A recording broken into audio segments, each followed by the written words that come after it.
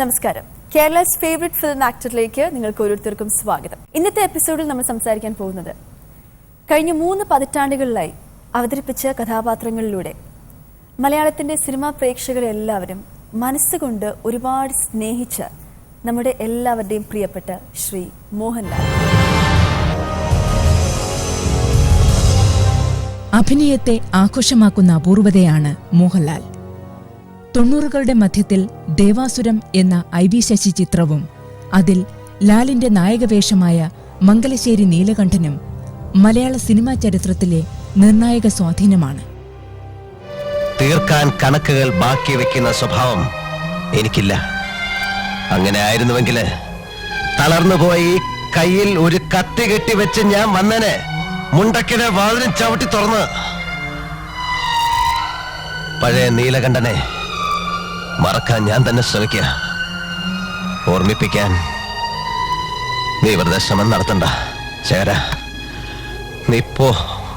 ഫാസിൽ സംവിധാനം ചെയ്ത മണിച്ചിത്രത്താഴിലെ ഡോക്ടർ സണ്ണി മോഹൻലാലിന്റെ പ്രകടന മികവിലൂടെ ശ്രദ്ധ നേടിയ കഥാപാത്രമാണ്. ഞാൻ ശങ്കരൻ തമ്പി.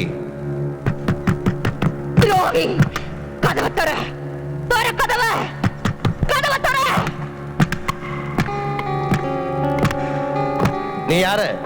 நானா? சண்டாளா, என்னையா யாருன்னு கேக்குற? நான் தாண்டா நாகவல்லி. எதுக்காக வந்தே? உன்னை கொல்றதுக்கு, உன்னை கொன்னு உன் ரத்தத்தை குடிக்கிறதுக்கு. கதவை தர. உன்னால என்ன கொல்ல முடியாது நாகவல்லி? கொல்லுவேன், கண்டிப்பா கொல்லுவேன். வரப்போற துர்காஷ்டமி அன்னைக்கு நான் உன்னை கொல்லுவேன். அப்பத்தான் என் ஆத்திரம் அடங்கும். அப்ப துர்காஷ்டமி அன்னைக்கு வா. இப்ப போ நாகவல்லி, போ. ഇക്കാലത്ത് തന്നെ ഭദ്രൻ സംവിധാനം ചെയ്ത സ്ഫടികത്തിലെ ആട് തോമ എന്ന റൌഡിയും അവിസ്മരണീയ കഥാപാത്രമാണ്.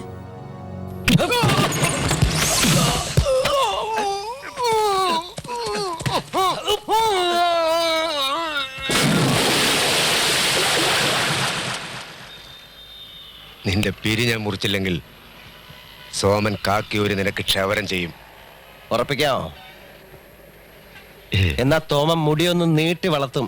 SI സോമം പുള്ളയ്ക്ക് ചെരക്കാൻ.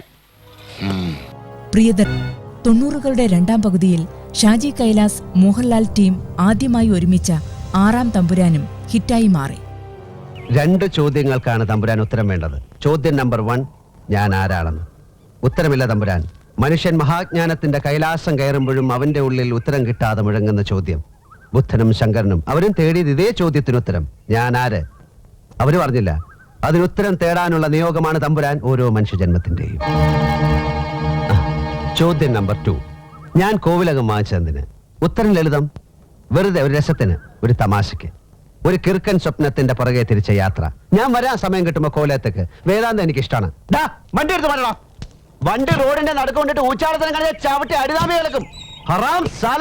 കഴിഞ്ഞ നൂറ്റാണ്ടിന്റെ അന്ത്യത്തിൽ വാനപ്രസ്ഥം എന്ന സിനിമയിലെ കുഞ്ഞുകുട്ടൻ എന്ന കഥകളി നടന്റെ വേഷത്തിലൂടെ മോഹൻലാൽ ദേശീയ അന്തർദേശീയ തലത്തിൽ ശ്രദ്ധ നേടി. ഈ മണ്ണിൽ കാലുകുത്തിയാൽ ആദ്യം മനസ്സിൽ തെളിയുന്ന മുഖായത്. ആദ്യം വഴികാട്ടിയ ആളല്ലേ, എങ്ങനെ മറക്കാൻ കഴിയാ?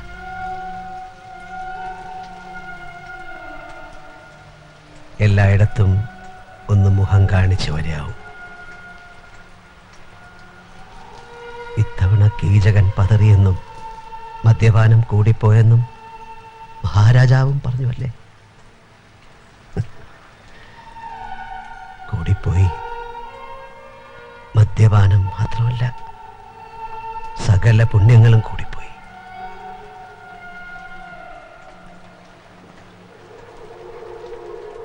ഇപ്പോ മുന്നിൽ വെറും ശൂന്യത. എന്ത് ശൂന്യമായിരിക്കുന്നുവോ അതിലേക്കെല്ലാം വന്ന് നിറയുമെന്ന് കേട്ടിട്ടില്ലേ? സമസ്ത സുഖദുഃഖങ്ങളും വന്ന് നിറയുന്ന ആ മനോഹര മുഹൂർത്തത്തിന് ഞാൻ കാത്തിരിക്കുക. കോമഡി അവതരിപ്പിക്കാനുള്ള സ്കിൽസിനെ ഒരുപാട് ഡയറക്ടേഴ്സ് യൂസ് ചെയ്തിട്ടുണ്ടെന്ന് തോന്നുന്നു. പ്രത്യേകിച്ചും പ്രിയദർശൻ സാറിനെ പോലെയും സത്യൻ സാറിനെ പോലുള്ളവരൊക്കെ ഒരുപാട് അക്കരയുടെ കുറേ അക്കരെ നാടോടിക്കാറ്റ് അക്കരെ അതുപോലെ അതിലേക്ക് ഡയലോഗ്സ് ഇപ്പോൾ പോലും ക്ലാസിക് കോമഡി എന്ന് പറയുന്ന ഡയലോഗ്സ് ആണ്. അതിനെയൊക്കെ ഇത്ര ഭംഗിയായി ഡെലിവർ ചെയ്തുകൊണ്ടാവാം ഒരുപക്ഷെ ഡയലോഗ്സ് ഇത്രയും ഹിറ്റായത്. അപ്പം അത്രയും കോമഡി അവതരിപ്പിക്കാൻ പറ്റുന്ന ഒരു ആക്ടർ. അതിലെന്താ വെച്ചാൽ ഇപ്പോൾ നമ്മൾ പറയും ഇപ്പോൾ 90യുടെ ബിഗിനിങ് തുടങ്ങിയാൽ 91 കാലഘട്ടത്തിലാണ് ഈ പടങ്ങളൊക്കെ വന്നത്. ഇപ്പോൾ കിലുക്കം എന്ന് പറയുന്നത് മോഹൻലാലിൻ്റെ ഏറ്റവും മനോഹരമായിട്ടുള്ള ഈ പറഞ്ഞ ഒരു കോമഡി ചെയ്യുന്ന കഥാപാത്രം ജോജി എന്ന് പറഞ്ഞ ക്യാരക്ടർ ലാലിൻ്റെ ഒരു എവർ ടൈം ആൾക്കാർക്ക് ഇഷ്ടപ്പെട്ടൊരു ക്യാരക്ടറാണ്. അപ്പോൾ ഈ സമയത്ത് പറഞ്ഞു തന്നെ സംഭവിച്ചത് കിലുക്കം എന്ന് പറയുന്ന പടം അഭിനയിച്ച അതേ വർഷം തന്നെയാണ് 91 എനിക്ക് തോന്നുന്നത് ഭരതം അഭിനയിക്കുന്നത്. കിലുക്കം അതായത് ഞാൻ അതിൻ്റെ തമാശ എന്ന് പറഞ്ഞാൽ ഞാൻ ഭരതം ഷൂട്ട് ചെയ്ത് തീർന്ന് ലാൽ അവിടെ നിന്ന് നേരെ പോകുന്നത് കിലുക്കം അഭിനയിക്കാനാണ്. എൻ്റെ ലൊക്കേഷനിൽ നിന്ന് നേരെ പോകുന്നത് ഈ കോമഡി ഞാൻ ഭരതത്തിൻ്റെ സീൻസ് തീർത്ത ശേഷം അതിൻ്റെ പാട്ടെടുക്കാൻ ഊട്ടിയിൽ വരുന്നു. അപ്പം ഞാൻ ഊട്ടിയിൽ ഷൂട്ട് ചെയ്യുന്നത് കിലുക്കം ഷൂട്ട് ചെയ്യേണ്ട യൂണിറ്റ് വെച്ചിട്ടാണ്. കാരണം അവരവിടെ കണ്ടു നാളെ തൊട്ട് അവർ കിലുക്കത്ത് തുടങ്ങുക. അപ്പം ഞാൻ ഈ ഭരതത്തിൻ്റെ അവസാനത്തെ പാട്ടും ചിത്രീകരിച്ച് ഞങ്ങൾ പോരുന്നു, പ്രിയൻ അവിടെ വരുന്നു, അവരുടെ പടം തുടങ്ങുന്നു. ഇനി അതിൻ്റെ ഒരു കണ്ടിന്യൂഷൻ കൂടി ഉണ്ട്. ഇതിന് കണ്ടിന്യൂഷൻ ഉണ്ട്. ഈ കിലുക്കത്തിൻ്റെ ലൊക്കേഷനിലാണ് ഉള്ളടക്കം എന്ന് പറഞ്ഞ പടത്തിൻ്റെ ഡിസ്കഷന് വേണ്ടിയിട്ട് ഞാൻ ചെല്ലുന്നത്. കിലുക്കത്തിൻ്റെ ലൊക്കേഷനിൽ വരുന്ന ഉള്ളടക്കത്തിനാണ്. അപ്പൊ ഒന്ന് ആലോചിച്ചു കോൺട്രാസ്റ്റ് ആണോ എന്തുമാത്രം കഥാപാത്രങ്ങളെ. ഭരതം കിലുക്കം വിശ്വസിക്കാനേ പറ്റുന്നില്ല നമുക്ക്. ഭരതത്തിൽ നിന്നാണ് കിലുക്കത്തിലേക്ക് വന്നതെന്ന് പറയുന്നത്. നേരെ അവിടെ പോകുന്നു. വേറെ വല്ല ആക്ടേഴ്സ് ആണെങ്കിൽ ഞാനൊരു ഒരാഴ്ച കഴിയട്ടെ, ഞാനൊന്ന് മെന്റലി പ്രിപ്പയർഡ് ആയിക്കോട്ടെ എന്നൊക്കെ പറയും. ഇതൊന്നും ഇല്ല. അല്ല അതൊരു വല്ലാത്തൊരു അതിപ്പോൾ നമ്മൾ ഒരു സിനിമയെ തന്നെ ഷൂട്ട് ചെയ്യുമ്പോൾ നമുക്കറിയാം. ഇപ്പം നമ്മൾ ചിലപ്പോൾ ഒരു കോമഡി സീൻ എടുത്തിട്ട് ഇമ്മീഡിയറ്റ് ആയിട്ട് തന്നെ എടുക്കുന്നത് വളരെ ഇമോഷണൽ ആയിട്ടൊരു സീനായിരിക്കും. ലാലിന് അതിന് വേറെ പ്രിപ്പറേഷൻ ഒന്നും വേണമെന്ന് നമുക്ക് തോന്നിയിട്ടില്ല. ലാൽ പെട്ടെന്ന് അതിലേക്ക് വരുന്ന ഒരു രീതി പലപ്പോഴും. അതുപോലെ ഈ നേരത്തെ സിബി സാറ് പറഞ്ഞ മാതിരി തന്നെ മോശമാകാവുന്ന സീൻ ഇദ്ദേഹം ആയതുകൊണ്ട് തന്നെ വളരെ ഒരുപാട് സിനിമകളുണ്ട് പറയാനുണ്ട്. അതിലെ എങ്ങനെ അങ്ങനെ എന്തെങ്കിലും എടുത്തു പറയാവുന്ന ഏതെങ്കിലും പല സിനിമകളും നമുക്കൊരു സിനിമയെ പറ്റി നമ്മൾ പറയല് ശരിയല്ലല്ലോ. പക്ഷേ എങ്കിൽ പോലും ചിലപ്പോൾ ഈ സിനിമ വളരെ മോശമാകും എന്നുള്ള ലാലിൻ്റെ പ്രസൻസ് കൊണ്ട് മാത്രം രക്ഷപ്പെട്ട പല പടങ്ങളും നമുക്ക് പറയാൻ കാണും. അതിനൊരു ഉദാഹരണം ഞാൻ പറഞ്ഞു വെച്ചാൽ വേറെ രീതിയിൽ, അതായത് ഇപ്പം ഞാൻ നേരത്തെ മമ്മൂട്ടിയെക്കുറിച്ച് പറഞ്ഞൊരു കാര്യമുണ്ട്. റൈറ്ററുടെ ആക്ടറാണെന്ന് വേണമെങ്കിൽ മമ്മൂട്ടിയെ കുറിച്ച് പറയാമെന്ന് പറഞ്ഞു. പക്ഷെ മോഹൻലാലിനെ കുറിച്ച് പറയുകയാണെങ്കിൽ ഡയറക്ടറുടെ ആക്ടറാണ്. 100% നമുക്കൊക്കെ അറിയാലോ ഡയറക്ടറുടെ ആക്ടറാണ്. കാരണം വെച്ച് കഴിഞ്ഞാൽ ഡയറക്ടർ ചിലപ്പോൾ മനസ്സിൽ ഉദ്ദേശിക്കുന്നതിന് അപ്പുറത്ത് ലാല് സ്ക്രീനിൽ പ്രസൻറ്റ് ചെയ്യുന്നു എന്നുള്ളത് തീർച്ചയായിട്ടും ഡയറക്ടർ ആക്ടർ എന്ന് തന്നെ ലാലിന് പറയേണ്ടി വരും. അത് നമുക്ക് എല്ലാവർക്കും ഒരുപാട് എക്സാമ്പിൾസ് പറയാനുണ്ട്. അയാൾക്ക് അത് എഴുതുകയാണെന്ന് പറയുന്നത് സിനിമയിൽ ശരിക്കും കാറിൽ പോയിട്ട് നമുക്ക് ഇപ്പോഴും ആൾക്കാർ എനിക്ക് അതിലൊരു ഓർക്കുന്ന ഒരു കാര്യമുണ്ട്. അത് ഞാൻ ഈ ഡയറക്ടർ ആക്ടർ എന്ന് പറഞ്ഞൊരു കാര്യമുണ്ട്. അതിൽ ഷോക്ക് അടിക്കുന്ന ഒരു ഷോട്ടുണ്ട്. ഷോക്ക് അടിക്കും. അപ്പൊ ലാല് എൻ്റെ അടുത്ത്, അപ്പൊ ശ്രീനിവാസൻ നേരത്തെ ഷോക്ക് അടിക്കുന്ന നമ്മൾ ഷൂട്ട് ചെയ്തിരുന്നു. അത് എൻ്റെ അടുത്ത് എങ്ങനെയാണെന്ന് ചോദിച്ചു ലാല്. അപ്പൊ ഞാൻ പറഞ്ഞു ഇങ്ങനെയാണ്. അപ്പൊ അന്ന് ഈ മോണിറ്റർ ഒന്നും ഇല്ല, അതുകൊണ്ട് ഇട്ട് കാണിച്ചു കൊടുക്കാൻ പറ്റില്ല. ഇങ്ങനെയാണ് ശ്രീനി ചെയ്തതെന്ന് പറഞ്ഞു. അപ്പൊ എൻ്റെ അടുത്ത് പറഞ്ഞു റിഹേഴ്സൽ വേണ്ട, റിഹേഴ്സലാണെങ്കിൽ എനിക്ക് ശരിയാവില്ല, നമുക്ക് ടേക്ക് എടുക്കാമെന്ന് പറഞ്ഞു. ഞാൻ പറഞ്ഞു ശരിയെന്ന് പറഞ്ഞു. അങ്ങനെ ക്യാമറ സ്റ്റാർട്ട് ചെയ്തു, ആക്ഷൻ പറഞ്ഞു. മോഹൻലാൽ പോയിട്ട് ഇത് പ്രസ് ചെയ്തിട്ട് ഷോക്ക് അടിച്ചിട്ട് അങ്ങ് വീണിട്ട് ഞങ്ങളെല്ലാവരും ചിരിച്ചു പോയി. അപ്പം സുഖം എൻ്റെ അടുത്ത് ചിരിച്ചിട്ട് ഇങ്ങനെ നോക്കി കട്ട് പറയാൻ പാടില്ല. അപ്പം ഞാൻ കട്ടിയല്ലേന്ന് പറഞ്ഞു. കട്ട് ലാല് അങ്ങ് കിടന്നിട്ട് പിന്നൊരു കുലുങ്ങലുണ്ട്. കട്ട് ചെയ്തിട്ട് നമുക്ക് ഒരു പക്ഷെ കിട്ടില്ലായിരുന്നു. അപ്പൊ അങ്ങനെ ചില അപൂർവമായിട്ട് ശരിക്കും നമ്മൾ ഒന്ന് ആലോചിച്ചു. മണിച്ചിത്രത്താഴിൽ തന്നെ അദ്ദേഹത്തിന്റെ ഇൻട്രൊഡക്ഷൻ എന്തൊരു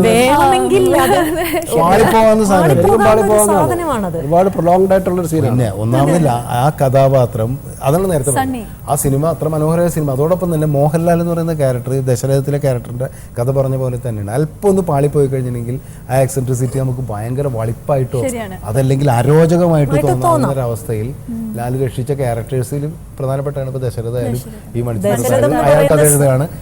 ഇങ്ങനെയുള്ള ക്യാരക്ടേഴ്സ് ഒക്കെ തന്നെ അല്ലെ. ദശരഥം എന്ന് പറയുന്ന സിനിമയിൽ ആ ഹോസ്പിറ്റലിൽ പോയിട്ട് ആ സുകുമാര ഡോക്ടർ ഇങ്ങനെ ഒരു ബോട്ടിൽ കൊടുത്തിട്ട് പോയി കളക്ട് ചെയ്തിട്ടോ എന്ന് പറയുമ്പോൾ പുള്ളിയുടെ ഒരു എക്സ്പ്രഷൻ നമുക്ക് മറക്കാൻ പറ്റും. എന്ത് മനോഹരമായിട്ടാണ് അതൊക്കെ. ഇതിൽ നിന്നൊക്കെ എത്ര ഡിഫറെന്റ് ആണ് അഹം, രാജശില്പി, ലാൽ സലാം. ശരിക്കും ഒരു സിനിമ എന്ന നിലയിൽ തന്നെയും നമ്മുടെ കേരളത്തിൻ്റെ രാഷ്ട്രീയ ചരിത്രവുമായിട്ട് വളരെ ചേർന്ന് കിടക്കുന്ന നമുക്കറിയാവുന്ന ഏതോ ഒരു കഥാപാത്രത്തെയാണ് അത് അവതരിപ്പിക്കുന്നതൊക്കെ അറിയാം. പക്ഷേ ആ സിനിമയിലൊക്കെ ശരിക്കും ആ ഒരു ക്യാരക്ടറിൻ്റെ ഒരു ഫയറുണ്ട് അയാളുടെ ഉള്ളിൽ. ഒരു കമ്മ്യൂണിസ്റ്റുകാരൻ്റെ ഉള്ളിലെ ഫയർ മുഴുവൻ കൊണ്ടു നടക്കുന്നുണ്ട്. അതുപോലെ മിഥുനം എന്ന് പറയുന്ന സിനിമയിൽ നിസ്സഹായ അവസ്ഥ.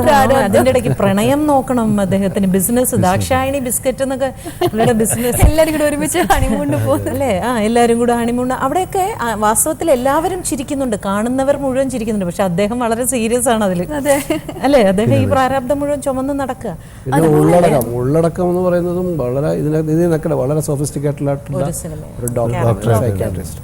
അതിൻ്റെ സോഫിസ്റ്റിക്കേഷൻ മുഴുവൻ അയാളുടെ അപ്പിയറൻസിലുണ്ട്. കണ്ണാടിയൊക്കെ വെച്ച് ഇൻസേർട്ട് ചെയ്ത് ആരും വരുമ്പോൾ നമുക്ക് അതുവരെ കണ്ട കിലുക്കത്തര ജോലിയോ ഒന്നുമല്ല, വേറൊരാളാണ്. നമുക്ക് എപ്പോ കണ്ടാലും ചിരി വരുന്ന കുറെ രംഗങ്ങളുള്ള സിനിമയല്ലേ താളവട്ടം.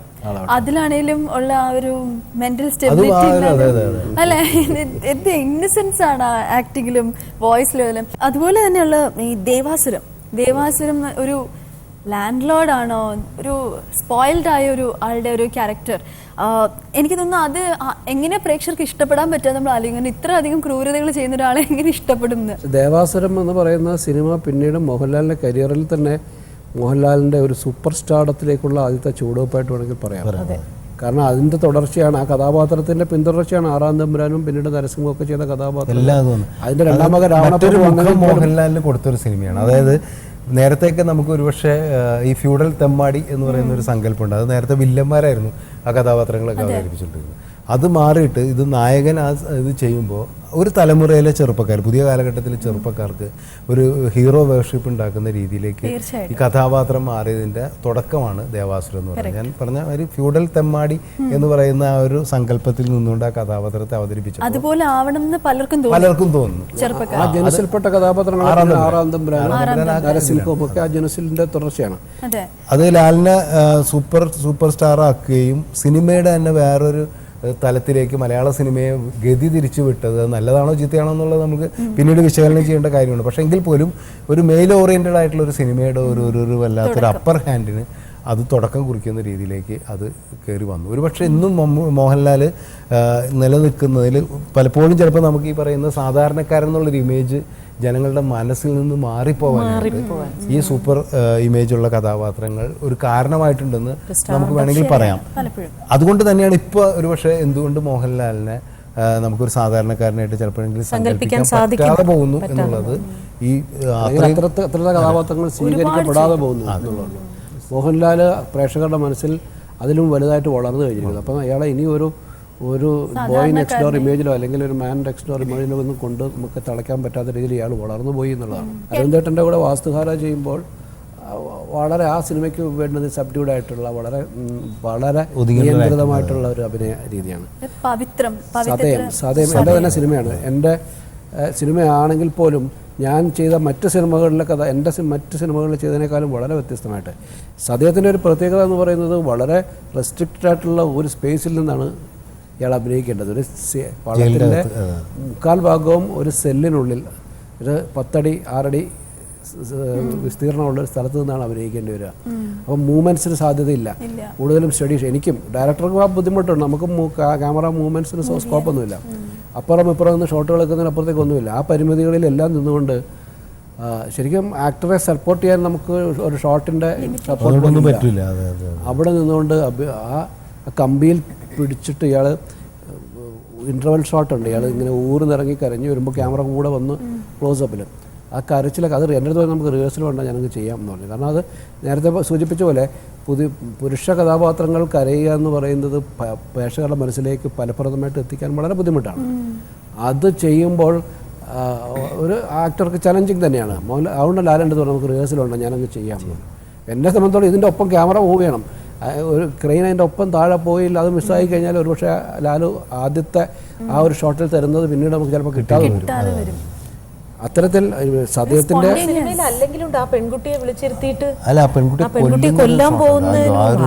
കൊല്ലുന്ന സീനിന്റെ കാര്യത്തില് ശരിക്കും 4 രാത്രി കൊണ്ടാണ് ഞാനത് ഷൂട്ട് ചെയ്തത്.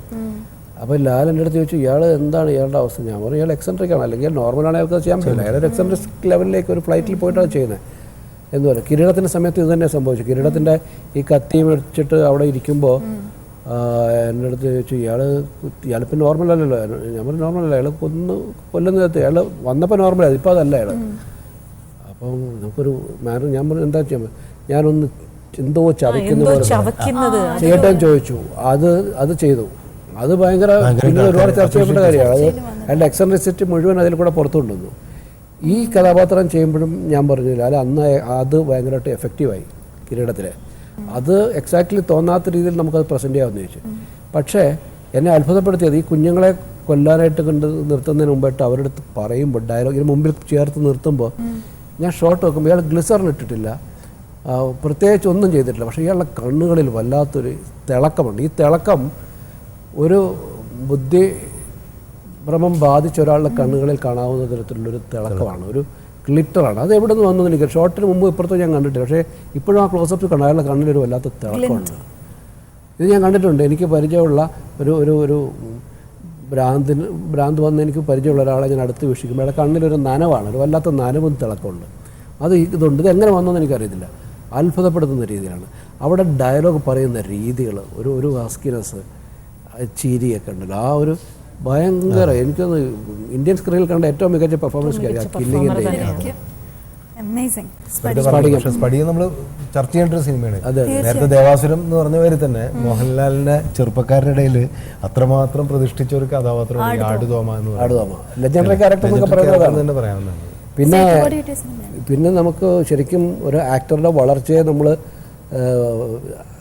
നമുക്ക് പഠിക്കേണ്ട ഒരു സിനിമയാണ് ചെങ്കോൽ. കിരീടം എന്ന് പറയുന്ന സിനിമ ചെയ്ത് 4 വർഷങ്ങൾക്ക് ശേഷം ചെങ്കോലിൽ അതേ കഥാപാത്രത്തെ വീണ്ടും അവതരിപ്പിക്കുകയാണ്. അതേ ജീവിത സാഹചര്യങ്ങളെ തുടർച്ചയായിട്ട് 7 വർഷങ്ങൾക്ക് ശേഷമാണ് സിനിമയിൽ കഥ നടക്കുന്നത്. പക്ഷേ 4 വർഷം കഴിഞ്ഞാൽ നമ്മൾ സിനിമ ഷൂട്ട് ചെയ്തത്. പക്ഷേ മോഹൻലാൽ എന്ന് പറയുന്ന ആക്ടറുടെ ഒരു മെച്യൂരിറ്റി ഉണ്ട് ആക്ടിങ്ങിൽ. നമ്മൾ കഴിഞ്ഞ സിനിമയിൽ കണ്ട ബോയ് നെക്സ്റ്റ് ഡോർ ഇമേജിൽ നിന്നും അയാൾ ഒരു വലിയ ജീവിതാനുഭവം, ഈ 7 വർഷത്തെ ജയിൽവാസം അയാൾക്ക് കൊടുത്ത ജീവിതാനുഭവങ്ങൾ മുഴുവൻ പേറുന്ന, അതിൻ്റെ ഭാരവും അതിൻ്റെ ദുരന്തങ്ങളും പേറുന്നൊരു കഥാപാത്രമായിട്ട് നമ്മുടെ മുമ്പിൽ. എനിക്ക് അതിനകത്ത് മറക്കാൻ പറ്റാത്തൊരു സീൻ എന്ന് പറയുന്നത് അയാൾ കണ്ണാടിയുടെ മുമ്പിൽ നിന്നിട്ട് ഇവിടുത്തെ ഒരു മുറിപ്പാട് നോക്കിയിട്ട് ഇതിൽ തോന്നിക്കൊണ്ട് സേതുമാധവൻ മാറുകയാണ് എന്ന് പറയുന്നത്. ഇയാൾ ആദ്യമായി അടികൊണ്ട ആ ജംഗ്ഷന് മുമ്പിൽ ഒരു ലോഡ്ജിന് മുമ്പിൽ നിന്ന് എടുക്കുന്നത് എന്തോ ഒരു ആക്ടറിലേക്ക് ഹൈറ്റ് എന്ന് പറയുന്നത്.